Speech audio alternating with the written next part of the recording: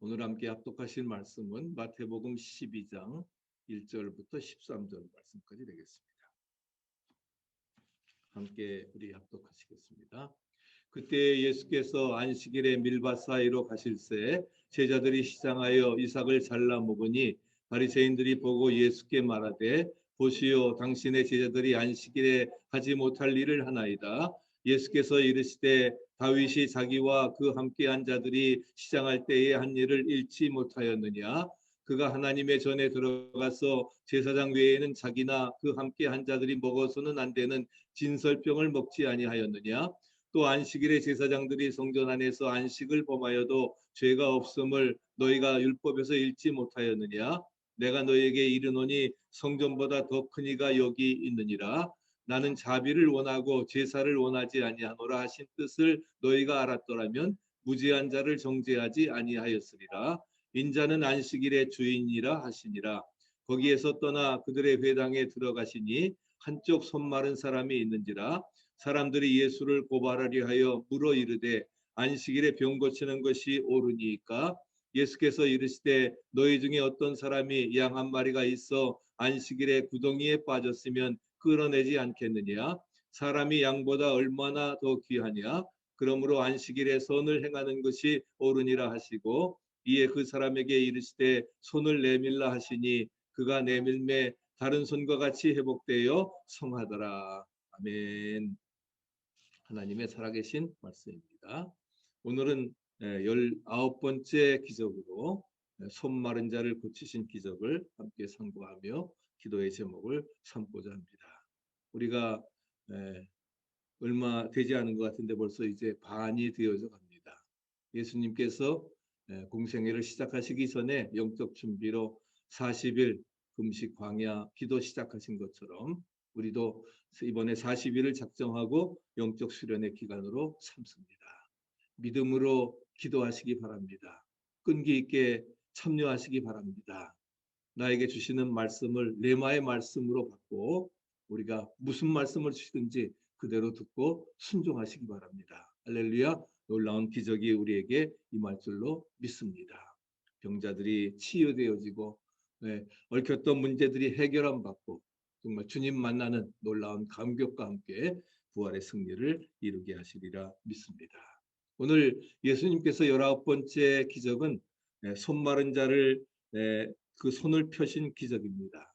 그것은 바로 안식일에 이루어졌는데 예수님께서 회당에 들어가셨습니다. 손 마른 사람이 있었고 사람들이 예수님에게 묻습니다. 안식일에 병을 고치는 것이 옳으니까? 주님이 뭐라고 하셨습니까? 너희 중에 어느 사람이 양 한 마리가 있어 안식일에 구덩이에 빠졌으면 붙잡아내지 않겠느냐? 사람이 양보다 얼마나 더 귀하지 아니하냐? 그러므로 안식일에 손을 행하는 것이 옳다 말씀하시면서 흠잡으려고 애쓰는 그 유대인들 앞에서 당당하게 손을 내밀라 명하셨습니다. 그리고 그 사람이 손을 내밀 때에 손이 펴지는 역사가 할렐루야 일어나게 되었습니다. 바리새인들이 이 모습을 보고 예수를 어떻게 죽일지 궁리하기를 시작했습니다. 이 19번째 오늘 기적을 통해서 예수님이 어떤 분이신가? 물론 여러 기적들을 통해서도 예수님의 그 성격, 정말 뭐 그러한 모든 것을 우리가 알 수가 있는데 특별히 이 기적에서 예수님이 어떤 분인가 하는 것을 어떤 성격을 가진 분인가 하는 것을 우리가 잘 알 수가 있습니다. 첫째는 사랑 제일주의자인 예수님이십니다. 이 시간에 우리 따로 일어난 그러한 그 사건은 바로 예수님께서 그 예수님이 제자들과 밀밭 사이를 지나가시다가 제자들이 시장하니까 그림처럼 미리삭을 잘라 먹은 사건이 1절부터 8절까지 나오고 있습니다. 안식일이어서 그래서 바리새인들이 안식일에 밀을 잘라 먹었다고 비난하던 중에 오늘 이 말씀이 이제 사건이 생기게 된 것입니다. 평일에는 지나가다가 배가 고프면 남의 밀밭 사이일 망정 미리삭을 잘라 먹어도 죄가 아니었습니다. 그것은 바로 신명기 23장 25절에 말하는 것처럼 같이 한번 읽어보실까요? 내 이웃의 곡식밭에 들어갈 때에는 내가 손으로 그 이삭을 따도 되느니라. 그러나 내 이삭의 곡식밭에 낫을 대지는 말지니라. 나그네와 여행자와 불쌍한 사람들을 보호하려고 하는 하나님의 의도였습니다. 그래서 그 곡식밭에 들어갔을 때에 안식일이 아닌 때에는 내가 손으로 그 이삭을 따먹어도 가합니다. 그러나 낫을 대 가지고서 추수를 해서는 안 된다 하는 겁니다. 그러나 손으로 비벼 가지고서 이삭을 따서 먹는 것은 그것은 뭐예요? 허용을 했던 것입니다. 근데 그것은 뭐예요? 평일날은 괜찮지만 안식일에는 할 수 없는 것이 바로 율법입니다. 율법입니다. 근데 제자들은 율법에 허용하는 일을 하였습니다. 그런데 허용하는 일을 하긴 했는데 언제 했어요? 안식일에, 즉 율법에 허용되지 않는 날에 하였습니다. 행위가 문제가 아니라 행위 사건이 문제였습니다. 그래서 바리새인들의 공격을 받던 중에 또 손 마른 사람을 또 고치시니까 불난 데다가 부채질하는 그러한 격이 되었던 것을 찾아볼 수가 있습니다.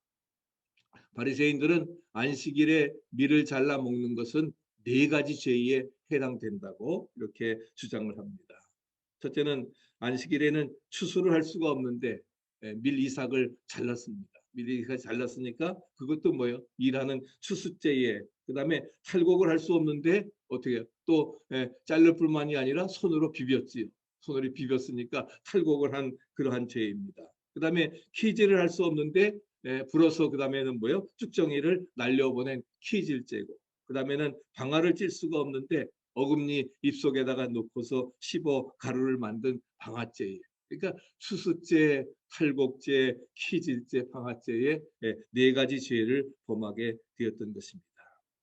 그러나 주님은 양이 안식일에 빠졌으면 너희들이 건져내는 것처럼, 짐승이 빠진 것은 안식일이라 할지라도 건져내는 것처럼, 그러나 사람보다 이 짐승보다 귀한 바로 사람을 안식일에 병을 고치는 것은 당연하다 하는 것입니다. 그러면서 안식일에 손 마른 사람을 고치셨습니다. 이것이 바로 사랑의 분기였던 것입니다. 사랑 제일주의자입니다. 사랑을 베푸는 것이 그분의 식사고 음료수였습니다. 사랑을 주는 것이 주님의 심장이고 호흡이었습니다. 그런데 바리새인들은 사람을 사랑하는 것보다는 안식일의 율법을 지키는 것이 더 중요했습니다. 그래서 613개의 그 율법을 지키느라고 혈안이 되어졌고, 율법 행동주의자인 바리새인들이 그렇게 하는 것은 그들의 삶이기 때문에 이해가 됩니다. 그들은 안식일에 벽돌이 무너져서 사람이 깔려 죽어도 안식일에는 옮기지 않았습니다. 근데 희한해요. 사람은 그러면서 짐승들은 구했다는 겁니다. 이건 어불성설이거든요. 그럼 짐승들도 구하지 말아야 되는데 짐승들은 구덩이에 빠졌어도 구해도 아무런 문제가 되지 않는데, 그래서 마카비 1서에 보게 되면은 지독한 바리새인들의 모습을 우리에게 보여줍니다. 안티오코스 로마 군대가 예루살렘을 쳐들어왔습니다. 그들은 전쟁도 일이기 때문에, 근데 바로 안식일에 그거 알고 쳐들어온 거예요. 그래서 전쟁을 하지 않기로 결정을 합니다. 무죄하게 죽자. 하늘과 땅이 우리를 위해서 너희들이 불법으로 우리를 죽였다고 입증해 주리라. 그리고서는 1000여 명이 가만히 안식일을 지키면서 그대로 죽었습니다. 이렇게 사는 사람들 앞에서 손 마른 자를 고치셨으니까 난리가 난 것이 당연한 것이죠. 전쟁에서도 안식일에 싸우지 아니하고 죽어가는 그러한 철저한 사람들인데, 그래서 그러한 것들을 우리가 기억할 수가 있습니다. 예수님은 사랑 제일주의라는 사실을 분명히 기억하시기 바랍니다. 두 번째는 예수님은 목표 제일주의자입니다. 안식일에 미리삭을 잘라 먹었다고 비난받으면서 또 비난받을 일을, 그래서 손 마른 사람을 고치시는 일을 추가하셨습니다. 예수님의 오직 하나의 목표는 무엇입니까? 하나님의 사랑을 전달하는 것입니다. 믿습니까? 인간을 사랑하고 구원하시는 일이 바로 주님이 오신 목적처럼 섬기려 하고 자기 목숨을 많은 사람들에게 대속물로 주기 위해서 오셨다. 할렐루야. 바로 그것이 사랑을 전달하고 인간을 사랑하고 구원하시는 것. 그것이 바로 예수님의 목표입니다. 그래서 예수님은 바로 뭐예요?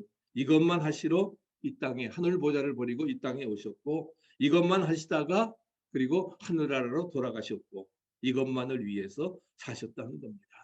사람들은 비난을 받으면 뭐예요? 에이, 다시는 이 일 안 하겠다. 사람들은 비난받으면 그러지요. 토라져서 뒷전으로 물러갑니다. 그러나 예수님은 누가 비난하든 상관치 않으시면서 하실 일을 해야 된다. 때가 아직 낮이며 어제 말씀드린 것처럼 우리가 아버지의 일을 해야 하리라. 아버지의 일을 해야 된다고 말씀을 하고 있습니다. 그래서 비난하더라도 하나님의 일이니까 하여야 된다. 나중에 보자. 마지막 웃음이 참 웃음이다. 정말 털털 어떤 비난에도 개의치 아니하고 미래를 보면서 전진하는 사람이 정말 참 인격자라고 하는 사실을 기억할 수가 있습니다. 우리 이번에도 우리가 정말 팬데믹의 어려운 상황이 1년 계속되었지만 우리 백신이 나와가지고서 그래서 이제는 사람들이 더 많이 죽지 않을 그러한 일이 생겼겠습니다만은 우리 그 성병을 고치는 약 중에 그 프레밍이 발견한 살바르산 606호라고 하는 그러한 의약품이 있습니다. 왜 606호라고 하는 이름을 붙였을까?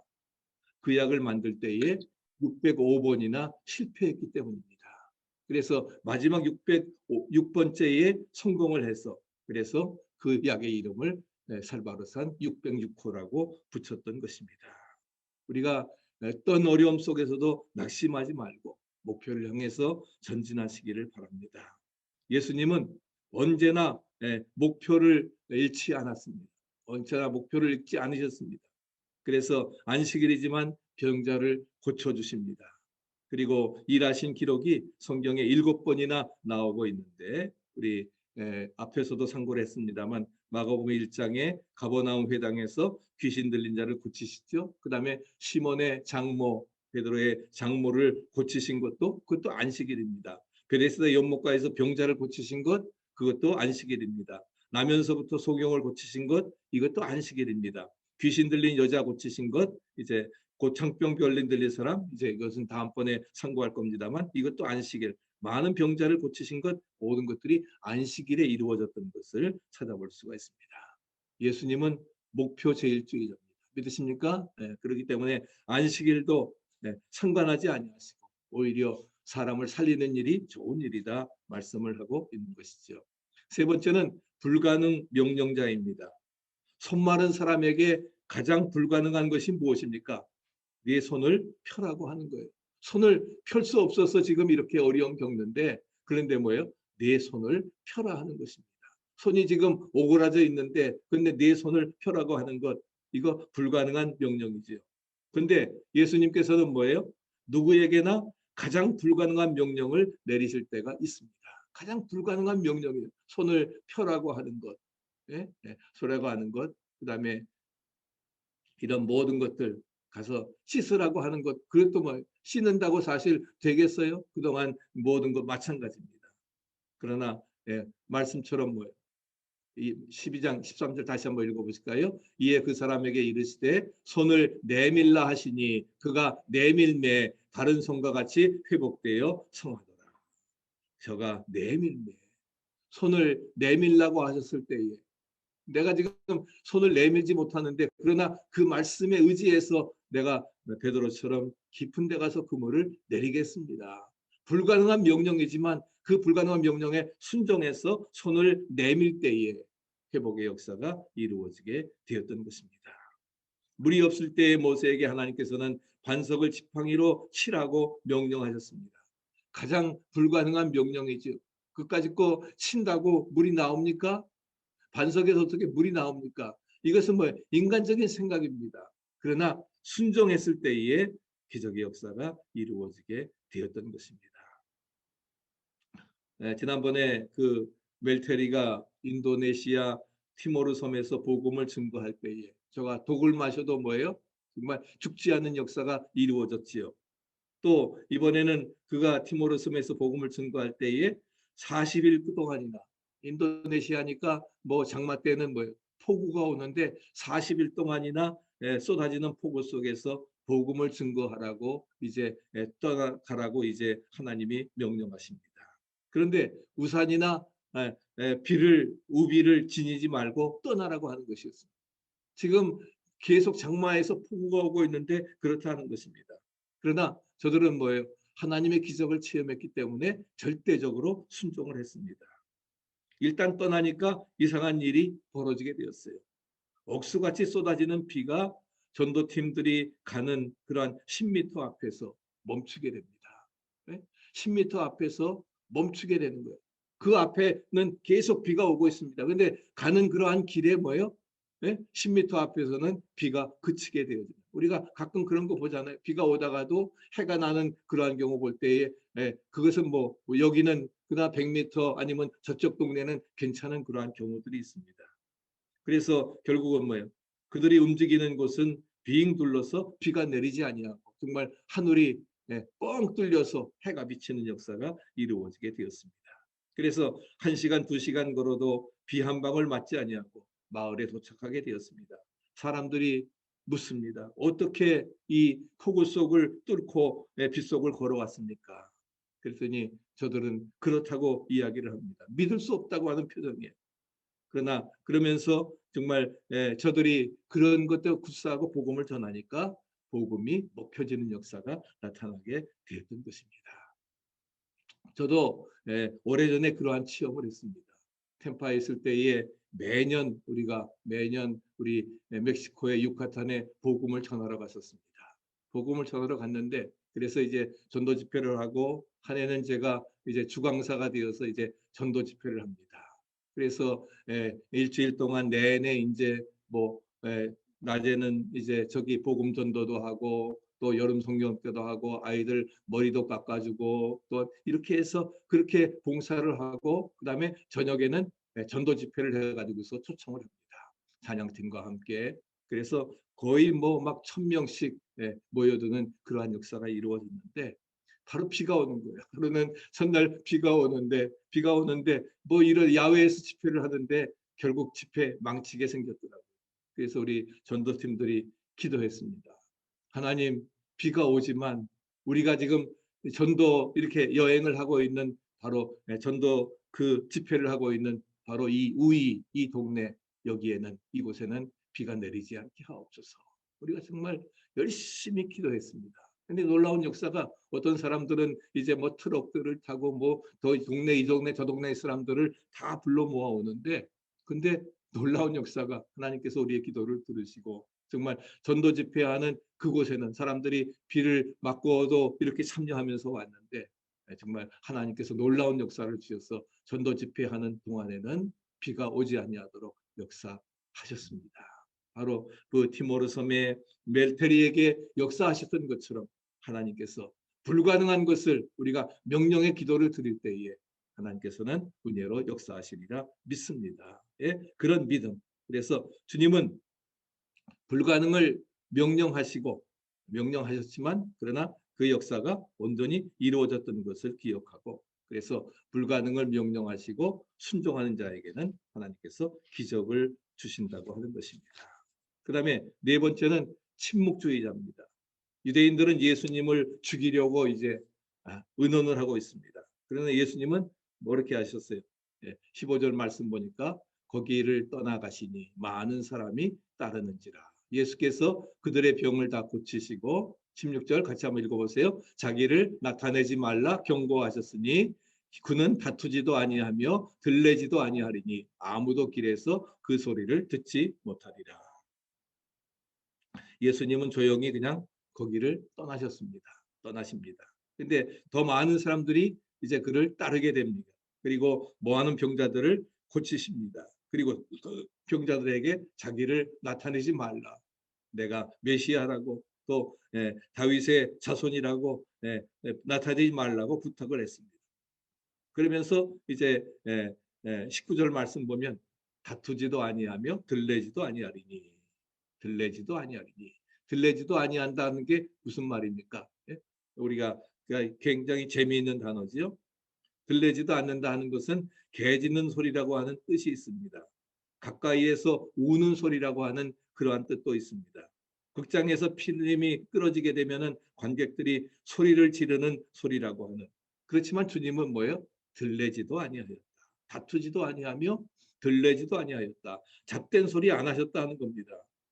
소리를 말씀하지 않으셨다 하는 겁니다. 그냥 저들과 악유하지 아니하고 조용히 떠났습니다. 그리고서는 뭐예요? 꼭 필요한 때에 절대 필요한 말씀만 하셨습니다. 아멘. 우리가 이게 중요한 거예요. 꼭 필요한 때 필요한 말씀만 하는 거지 쓸데없는 말 괜히 늘어나 봐야 그 좋을 거 없다 하는 겁니다. 어떤 사람은 말만 많고 정말 해야 될 말은 하지 않는 그런 경우들이 있습니다. 떠버리세요. 그래서는 안 됩니다. 가만히 있다가도 정말 어떻게 해요? 정말 꼭 필요한 때에 필요한 말씀만 할 수 있다고 하는 것이 무엇보다 중요합니다.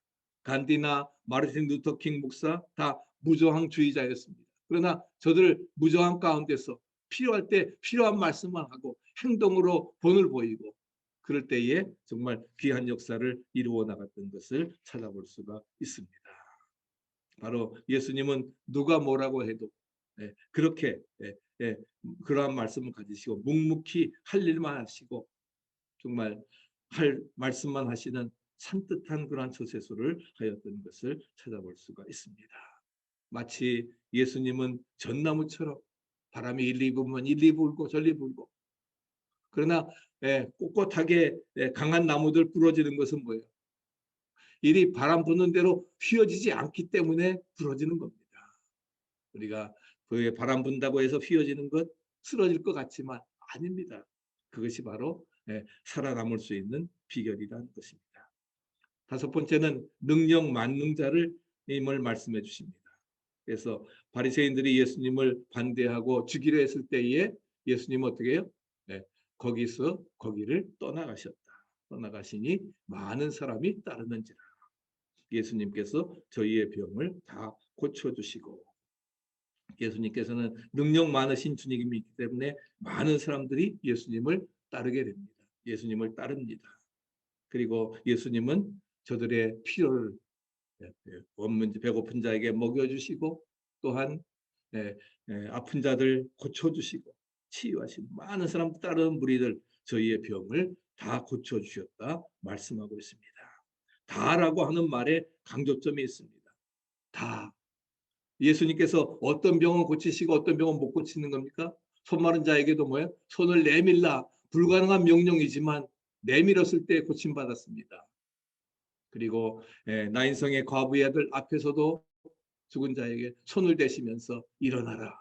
일어나라 하셨을 때에 죽은 소년이 일어나게 되었던 것입니다. 모든 병에 못하실 것이 없으신 마이티 갓 전능하신 분이십니다.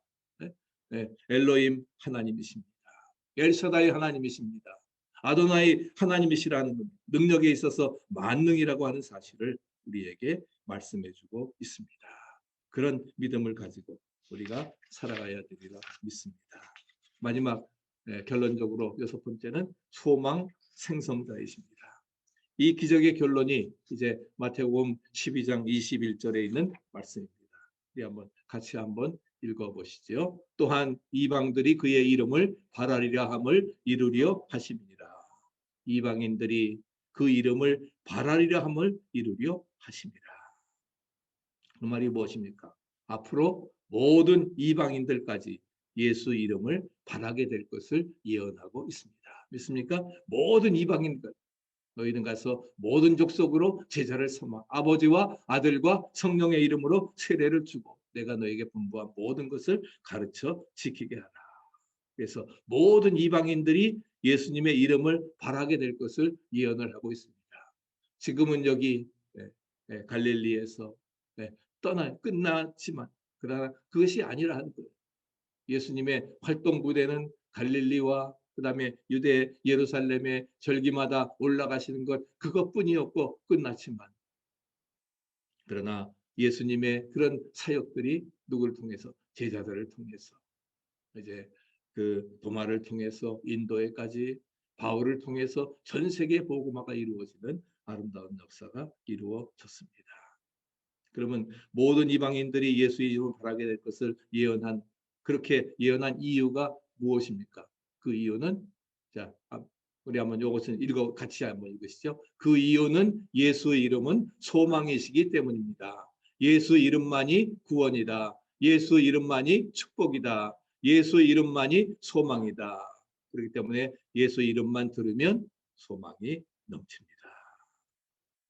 빌리 그리암 목사님은 이혼이 많은 지역에, 술집이 많은 지역들을 골라서 일부러 대중 집회를 많이 열었습니다. 그리고 그랬을 때에 집회하고 끝나게 되면 이혼 소송, 이혼하려고 했던 이혼 소송이 취하되어지고 술집 간판이 내려지고 깡패들이 주의종들이 되어지는 그런 역사가 즐비하게 일어났던 것입니다. 인류의 소망은 바로 오직 예수, 예수의 이름밖에 없습니다. 예수의 이름 외에는 세상에 다른 이름으로 구원을 주시지 않았습니다. 오직 예수. 독선이라 할지라도 사실입니다. 믿으십니까? 오직 예수, 예수님밖에 없습니다. 땅끝까지 예수의 이름을 전파하는 길만이 바로 인류의 소망이 되는 것입니다. 그래서 이방인들이 그 이름을 바라리라 함을 이루려 하십니다. 그래서 예수의 이름만 들으면 소망이 넘치게 됩니다. 오늘 예수님의 이름 부르시기 바랍니다. 또 들으시기 바랍니다. 오직 예수, 그리고 전하시기 바랍니다. 아멘. 예수님 통해서 내가 어떤 질병도 고침받고 어떤 문제도 해결받고 할 수 있거든요. 무슨 말이냐? 믿는 자에게는 능치 못할 일이 없나이다. 어제 말씀드린 내가 믿고자 하나이다. 믿고자 하나이다 해서는 안 됩니다. 내가 믿습니다. 아멘. 내가 믿습니다. 분명히 고백하시고 될까? 안 됩니다. 네. 우리가 믿고 온전히 이루어질 것을 확신하고 그래서 나아가게 되면 하나님께서 우리의 모든 삶을 책임져 주시고 이루어 주시리라 믿습니다. 6가지를 말씀드렸고 예수님은 사랑 제일주의자입니다. 목표 제일주의자입니다. 불가능 명령자입니다. 침묵주의자입니다. 능력 만능자입니다. 소망 생성자임을 기억하고 우리 모두 정말 주님의 뜻을 따라서 은혜 안에 승리하시기를 간절히 축복합니다.